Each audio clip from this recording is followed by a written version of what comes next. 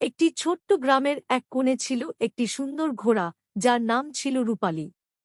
রূপালী ছিল খুবই শক্তিশালী এবং দ্রুতগতির। গ্রামের সবাই তাকে খুব ভালোবাসত, কারণ সে ছিল অত্যন্ত শান্ত এবং বিশ্বাসী। একদিন গ্রামের এক বাচ্চা ছেলে, সোহেল, তার বাবা মায়ের সাথে ঘোড়াটির কাছে যায়।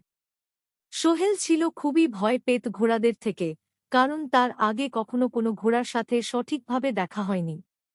কিন্তু রূপালী তাকে একদম ভয় পেতে দিল না। সে খুব ধীরে ধীরে সোহেলের কাছে আসল এবং নরমভাবে তার গা ছোঁয়ার জন্য হাঁটু ভাঁজ করল। সোহেল অল্প করে সাহস পেল এবং তার হাতে খড়ি হয়ে গেল। দিন দিন সোহেল এবং রূপালীর বন্ধুত্ব গভীর হতে লাগল। একদিন সোহেলকে রূপালী ঘোড়ায় চড়িয়ে গ্রামের চারপাশে এক ছোট যাত্রায় নিয়ে গেল। সোহেল এতটাই খুশি হয়েছিল যে সে বুঝতে পারল প্রকৃত